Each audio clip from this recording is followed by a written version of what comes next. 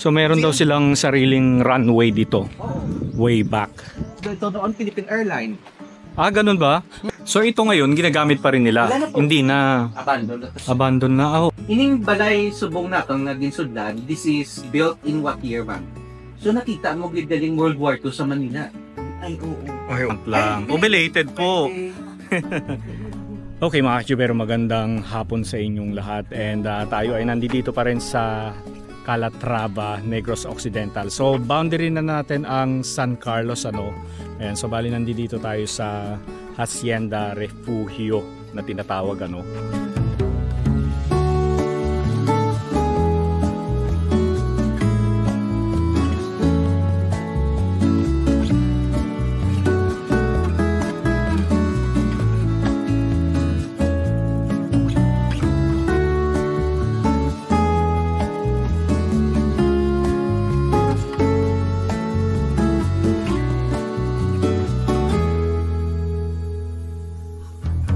Ayan. So dito makikita natin ang isang lumang bahay, yung pinakaluma. Tapos yun yung bago.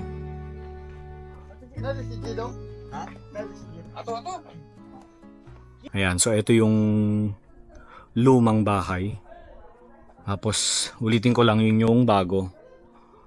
So ito hindi ko alam kung pwede tayo dito. Pero definitely yun yung ipapakita sa atin. Kasama natin ang Calatrava Tourism. Sila yung nag-guide sa atin papunta rito. Sila yung nag-assist sa atin, I mean. And kasama rin natin Mr. Raymond Alunan.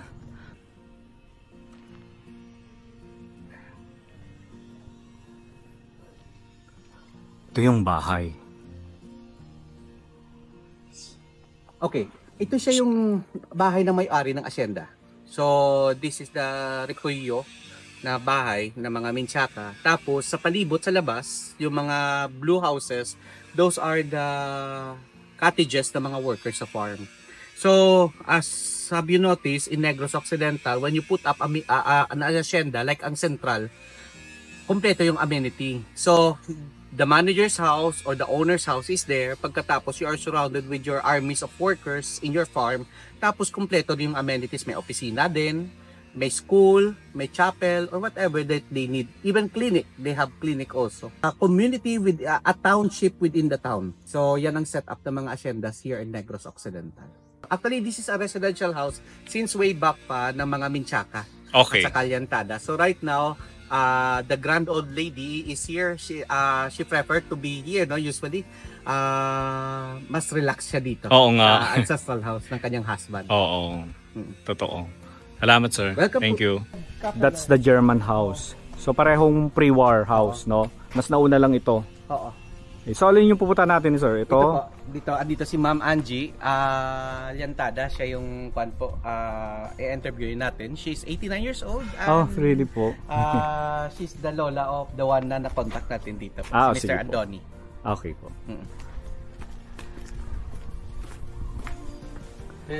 Paano nga?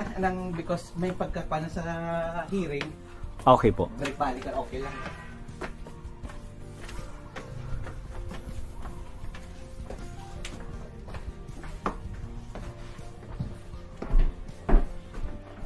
Lolo mo ko? Oo. Iba talaga yung mga bakal noon, sir, ano? Kumpara ngayon. Yung substance niya. Yeah. Menchaca, oh. Gani, I see the letter M. Ano yun, sir? Menchaca, letter M. Kasi Menchaca. yung letter M, yung ang apelyido ng mga may-ari nito is Menchaca. Mga Castilla. Menchaca. At saka Llantada. Ano ang full name? Yan, ang Nilina. Andun siya sa loob sa kanyang receiving room. Ubat pa tayong sleeper? Oo. Naiya ako eh. Wow.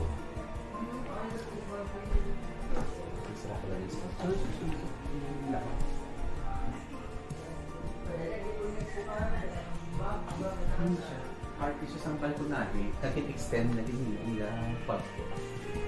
Oo.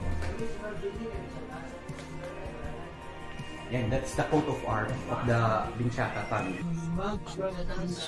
Art pieces ang balkonahe, katit extend na din nila. Pre-war art din.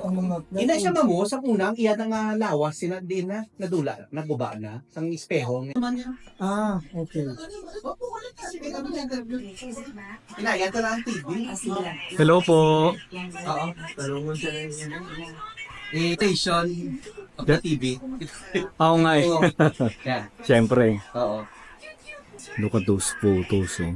So lahat itong photo na ito dito to kinunan siyempre. Doon sa kabilang bahay. Sa kabilang bahay, yung una-una. Might be. Oo. Inang litrato, ma'am, sa dila, sa balay, sa piyak. Sa Piak, Okay. Yan na nga, no? the original house.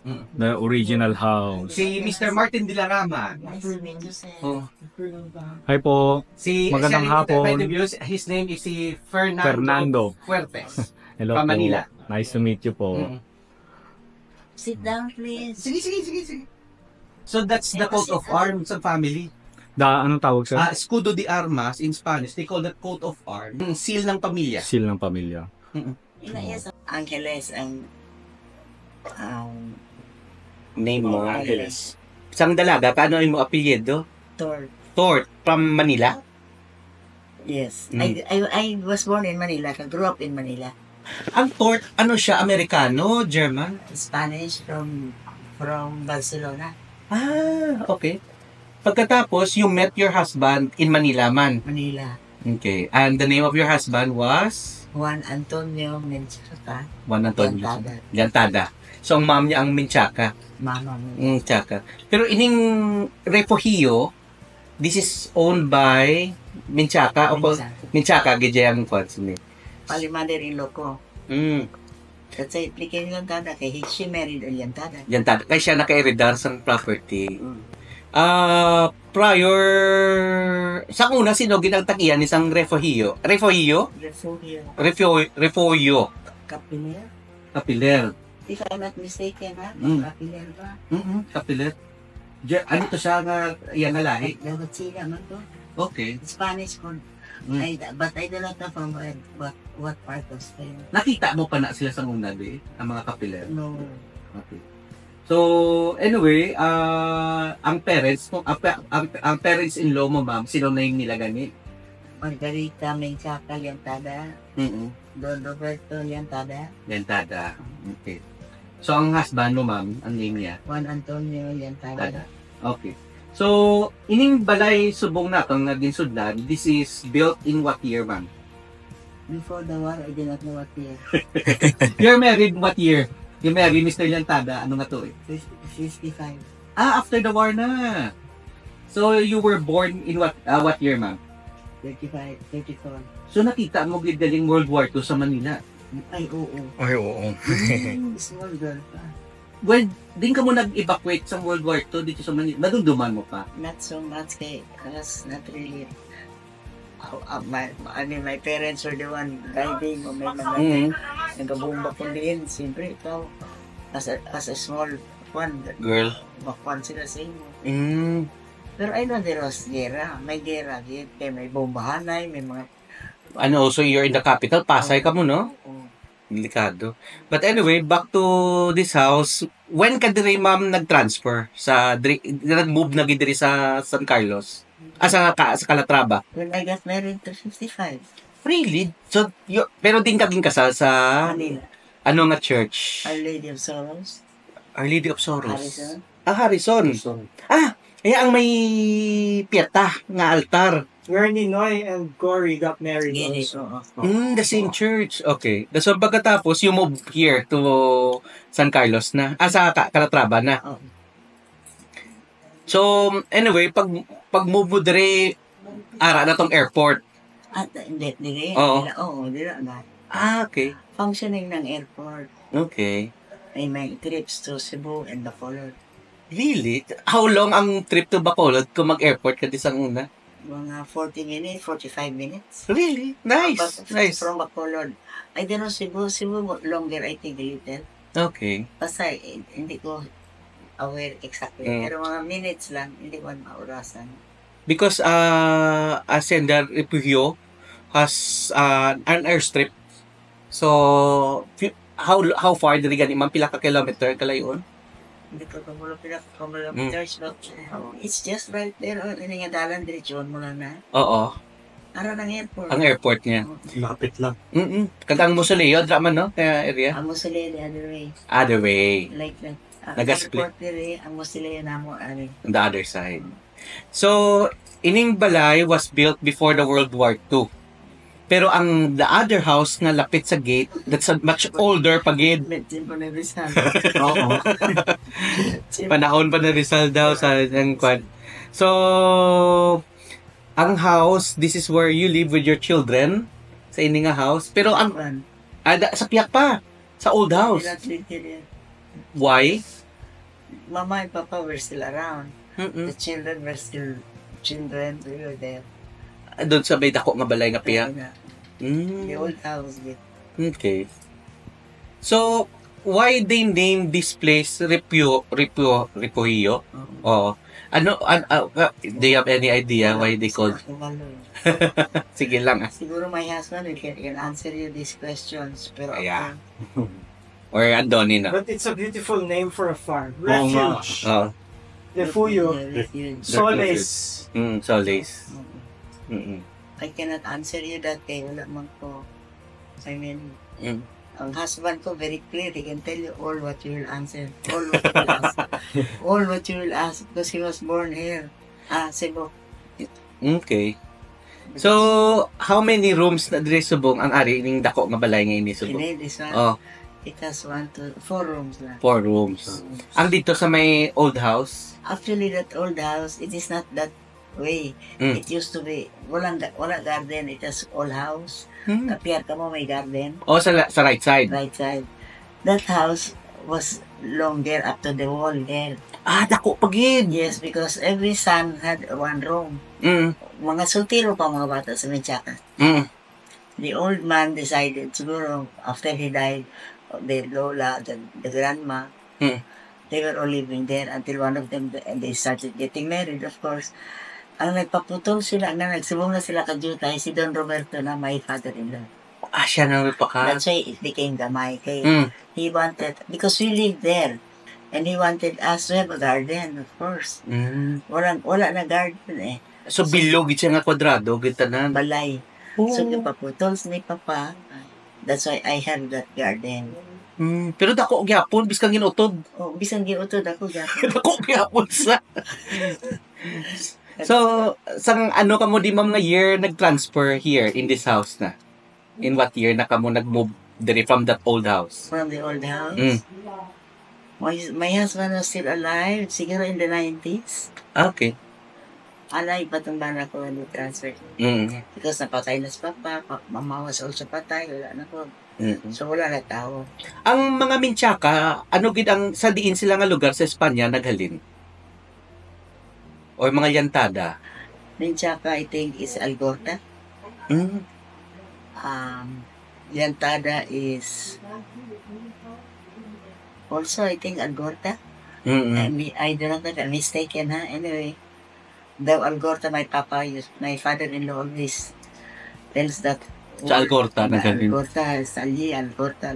So I think they're Algorta. Or I don't know if the grandpa was also Algorta. Mga tortya ba? Ang tortya din nga dito mga lugar? Barcelona, Spain. I thought gani sa unang tort is Amerikano. When I was going to school, every time I would enroll to go to school. Sa din nga school, ma'am, nag-study sa Manila? Saints ko. Kulasa si ma'am. They would always ask me, is your father an American? Yeah. No, sister. Spanish. Because you look Americana pa eh, no? Because it sounded, siguro, the family name sounded American? Yeah. And a lot of telling me American. Sabi ko, no, Spanish. They're asking me, is it an American father? No. Because it sounds American, no? It sounds, but no. Being the owner of this house, no? Or di ka na nag-stay sa house, what can you say about this house nga ari ka di subong sa imo nga balay? Anong imo nga nanamian sa ini nga balay? Nanamian ko because my husband grew up here. Memories. And it belongs to them. And how many children do you have? I have 4. Mm. I have 3 girls and 1 boy. But 3 girls na lang. Only 3 girls are married. My eldest is a boy, but he died 3 years ago. He had a cardiac arrest. So 3 girls na lang. Nabilin. There, 2 are in Manila, 1 in Bacolod.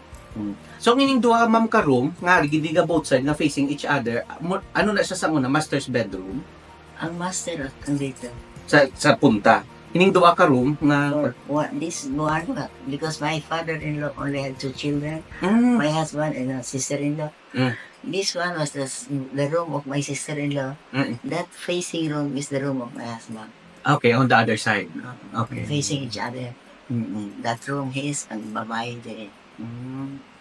So, malibot-libot naman lang sa house. You want to see the house? Yes, Yes please. po, please. Yes, Git. Thank you. The Lichaucos were on FB Harrison. Lichaw ko nga I pinito. heard that it's all good. Mga neighbors niyo sa Pasay. Oh, I heard this family. Oo. It's all good. Ang house niyo, ma'am, sa Manila, ano pa dang? I don't know. I don't know. I don't know kung nakita. We were just renting. Here. Okay, ito po. Itong, that's the Ottoman, that is the Eames chair niya. This is a Ito, vintage Ottoman. Eames. Ano ganyan, sir? Ikaw, Parang pair silang dalawa, di ba? Yeah. This This is for the food. Oo. So, bali, upo ka dito. Tapos paa mo. Tapos yung paa mo. sa tingin niya. O sa tiil. Sa paa. Interesting yung, Yung ang port chest mo ni ma'am, from, Lola. asal imo, gidya nga lo, dire, Lola. sa Minchaka. ito yung father-in-law niya. Ni ma'am. Gusto mo Yes. gamitan? Father-in-law. Ito siya, sir, ano? Oo, sisi, alibot ta. Lantada. Kasi sa kaman to dito, ganyan. Liantada.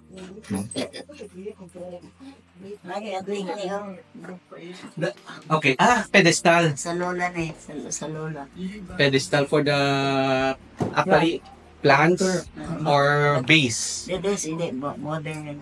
Modern na. Ang cabinet na yung mo, ang mesa platera. Ina, antique ato. Oh. That, antique ato. Oo, the mesa platera. And this table, antique. Ini siya, ang diamond. Hindi. Hindi ko gadi. Tahong gadi. Ito yung antique daw. Modern na. Decor. Amo binibilang setup sa balay ni Juan ni Dr. Soriano. Sir Mark, iniduwag kapertan facing each other. The kanila sa... My daughter, my sister-in-law here, my husband there. Okay. And then my in-laws. So, Katahong sa iya Juan, ini pa rin. si Habil Orlan ako. Ngayong hapon. Si ma'am ito, no? Ma'am, kayo po ito, no? Yeah. No, sir, no? Yes. Yun yung husband niya. Ito yung sinasabi ni ma'am kanina na kwarto ng kanyang sister-in-law. Tapos ito yung sa husband niya. Okay. Yeah.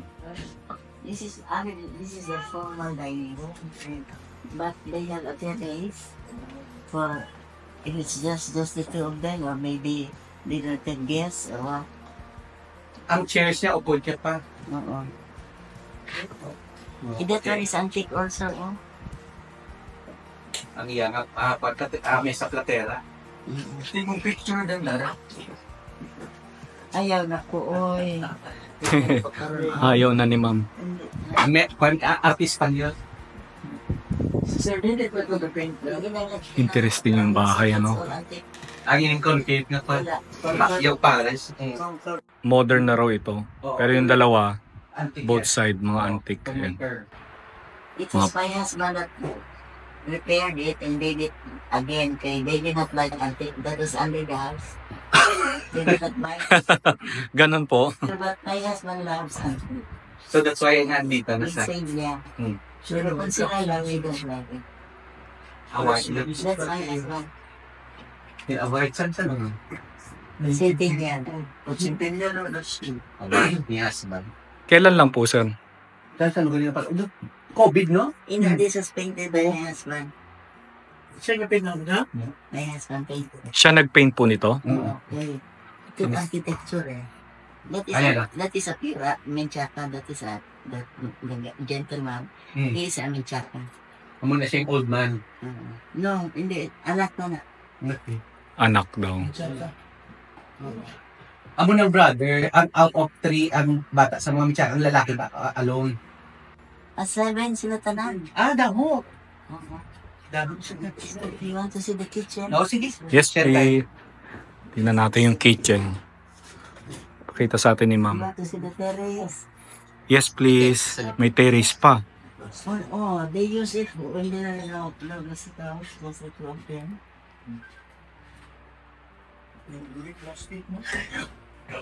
This color, Oh, ito yung kitchen. this is the last kitchen. That's a granite. Is that granite, madam? Which The tiles? Granite I ba? don't know because that was already built Okay po. right after the one. That is the terrace. Ah, That's the end of the house. ito yung terrace mo, ma'am. Yeah, that's the end of the house. Siesta. Pwede ka mag-siesta Sige, dito. go in. Wow. Presko naman dito. Siguro lalo na sa hapon, ma'am. When Mahangin. It's very bad. It's very cold there. Talaga po? Yeah, if the weather is bad. I mean, but not this weather. Mainit kasi, no? So that's the end. And this is the kitchen. This is the kitchen. Hello. Oh. Ano ba?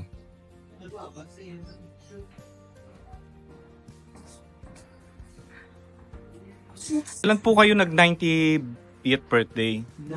Our last month. Last month lang. Belated po. Grabe, no? Ang ganda ni ma'am, oh. Nakadawat na di ka sa Oo. senior. 19 ka pa dyan, ma'am. 20 na siguro. O mga 19 to 20. Going 20. Nakapamana ka na sila eh. Dalaga pa. He was 14 eh. This picture he was already 14 eh. Boyfriend ko na siya. Nakakatawa naman. Maraming salamat po, ma'am. Thank you so much po. Salamat. Anything can I offer? Sige. We're good po. Kakakain lang po namin, eh. Okay, so Para makasiesta ka na, masiesta Oo, ka. siesta. ano man eh, this is it. Oo, classic man lang kay Ti. So, Mr. Raymond, next naman natin yung Yes po. unang bahay. Yung old house, older than this house. Older than this. Oh, that Okay. is the former house of the Kepler, that German, who originally owned this property. Eli ka na, punta na tayo. Tayo ng Bacolod, I think kung pag makaalis tayo dito mga 3:30, andun na tayo sa Bacolod by 6:30 or 6. So, meron daw silang sariling runway dito. Way back. Pero syempre, nawala na. Wala na yung Oo, wala na. Yeah, ito noon Philippine Airline. Ganun ba? Pero maliit lang yung plane, no? Oo, Oo. pero Philippine Airline yung biyahe, ang biyahe na is Bacolod, Calatrava, Calatrava, Cebu. Nakapasok kayo kanina di ba? Hindi, sir. Sige, pasok.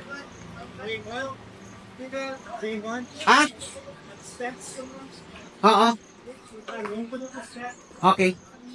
So, ito ngayon, ginagamit pa rin nila. Wala na po. Hindi na. Abandon na to. Abandon na. Nga. Pero careful lang dito. Dito na tayo sa side. Okay. Oo nga.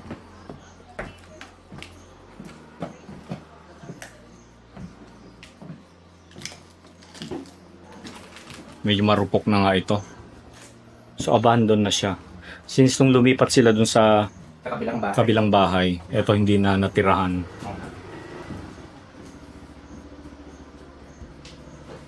I think dinidivide na yung mga rooms. Oo nga. Careful lang ha. Halo nga. I think ang sakya puro dito ka ba? Sa likod. Sa alungan, sa Amo mali. kamugin ni. Pinapahabuyan ko ay plywood. Kagdra ko galapak sa plywood.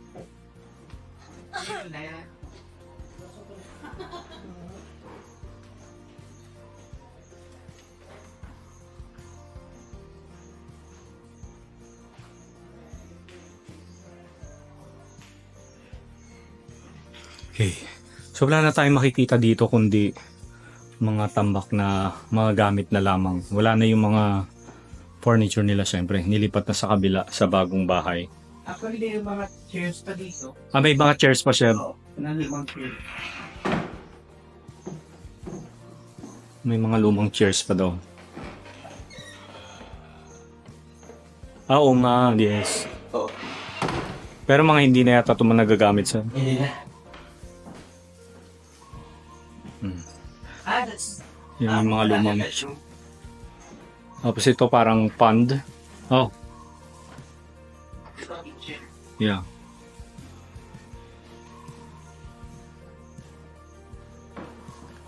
Mga bedroom nila noon. Pero na to na-renovate na eh. Itong part na to sa no, Oh, that's their Renovation. kitchen. ito yung kitchen.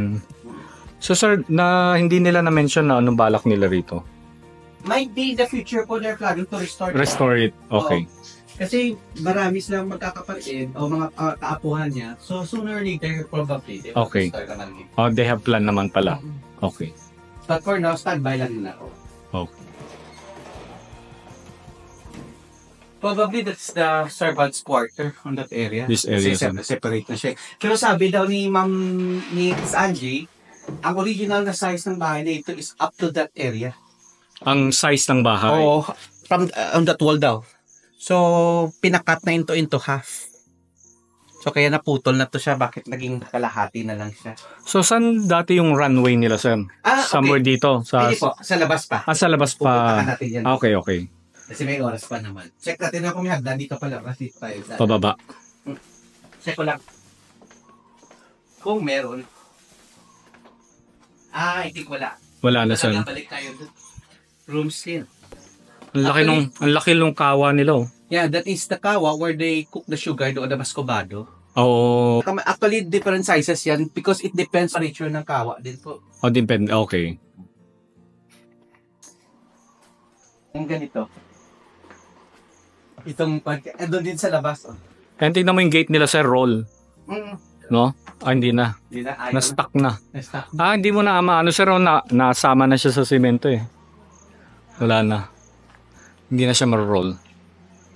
Oo, I think parang nag-stuck na dito sa Oo. ayun. Oo nga, Mm. nabuhusan na. Ito yung, sige sir, thank you po. Ito yung mga nakikita natin madalas sa ibang mga lumang bahay. Ang tawag dito, itong bakod na ginamit nila. Marston mat. Tama ba? Na ginamit nung World War. Kaya nung natapos yung World War, nagkalat yung mga Marston mat na yan. Kaya syempre, kanya-kanya na kuha. Ayan, kaya makakita tayo sa mga lumang bahay ng mga ganito. Talang daon sa babalik naman lang dayo. So same as sa Carlota, meron ding bahay ang mga workers nila rito, no? The mill, the workers in the farm. Oo. And this also built around 1930s din, ano? Mga nila, mga empleyado nila. Mga empleyado nila.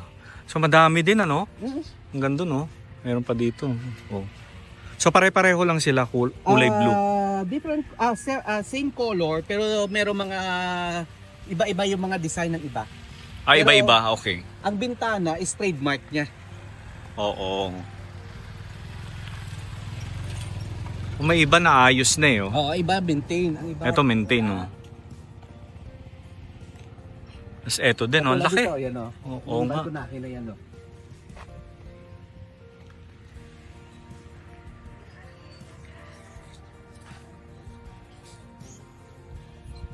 Dami.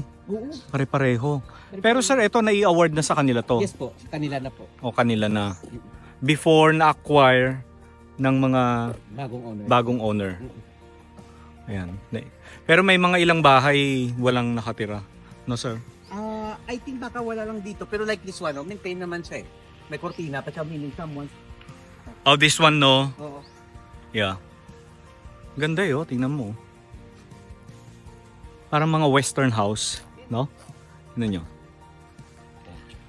At saka iba-ibang design ha. Have you noticed? May mga the same eskwalado sila pero may mga distinctions siyang design na iba-iba yung mga balkonahe or even the part ng ibabaw ng balkonahe. Like that one, no? May kalyado on the top of the balkonahe. Oh, tsaka yung bintana, iba. Yes. Ito naman, Ito louver. Parang Louver, louver, parang jealousy na kahoy. Yeah. Ito, bro. Oh, ito rin, oh.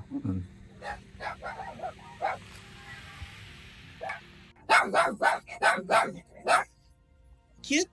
Ito, dalawa. So, meaning, ano to? Duplex.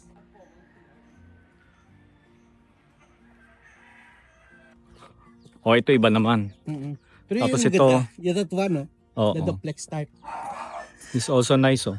May mga manok. O, see? Oh. At saka they practice the bento. Imagine, trabahante ka lang sa farm pero ang yung sa ibabaw ng ceiling mo may vent Oo nga. na unusual na yan sa farm. May ventanilla. Pasukan ng hangin. Yes. Oh. That's the purpose of the vent. Okay, so marami yan hanggang dun pa yan. So yun yung pinuntahan natin kanina, yung main house. Dun sa may kulay green na gate na yun. Ayan, so pabalik na tayo ng Bacolod. Mga 2.5 hours nasa Bacolod na tayo. Mula dito sa Calatrava. Mga 2 hours to 3 hours na no? Yung biyahe natin. 2 to 3 hours 2 to 3. Okay. Ito naman yung chapel nila rito sa hacienda. Ayan. Pero ito bago na raw ito. Hindi ito luma. Because of the tower, yung single tower sa ibabaw. Tsaka yung mga columns, Yeah. I think, no? Because for Catholic Church is usually ganito urong yan Andyan yung pangalan sa labas para may kami information. Menchaca Integrated Agricultural. Ayan. So yun yung meaning ng Mina. Ayun. Okay, balik na tayo ng Bacolod. So mula dito sa Calatrava, mga 2 to 3 hours ang biyahe natin bago makarating ng Bacolod. 3:30. 3:30. 3:30 for Alex. Pero imagine, no? Ito talaga yung daanan sa mga asyenda yung mga nakatira sa gitna. Ganito. So pupuntahan natin yung runway nila. Check Dito. natin. Tapos yung mausoleo, tapos balik na tayo, Bacolod na tayo. So more or less we will take off for Bacolod by 3:30. Makakarating tayo ng Bacolod by 5:30. Okay. No, maximum is 5:30. Minimum 5:30, maximum 6. So ito na yung runway. Natabunan na siya ng talahib. Oo. Ayan no, may Ayan, may mga baka na. Yan. Oh, may simento pa rin, no? Oo. Baka na. Bakahan. Sige, gusto niya? Hindi lang. Sama tayo? It's called an Sige, airstrip. bababa ako.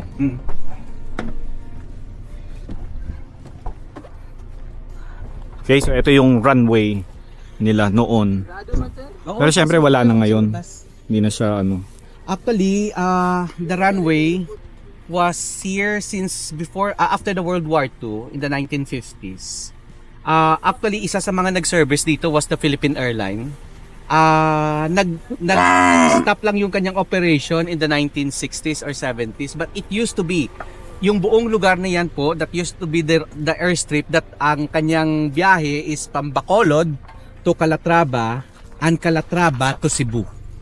And maliit lang yung plane nila syempre. Yes no? po. Usually yung mga 10-seaters or mga ganun lang. 15-seaters na mga eroplano. But at least, no, when you travel to Calatrava, way back siguro it takes 3 to 4 hours going to Calatrava, but because of the plane, 40 minutes. 40 minutes na lang. Going here to Calatrava from Bacolod, and from Cebu is more or less mga 1 oras lang. Then you take the almost 8 hours na biyahe noon from Cebu to Calatrava. Anong tinday? Ang tinday pala.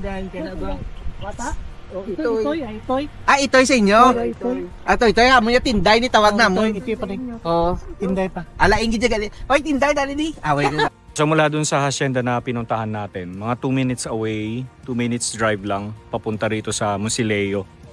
Ayan.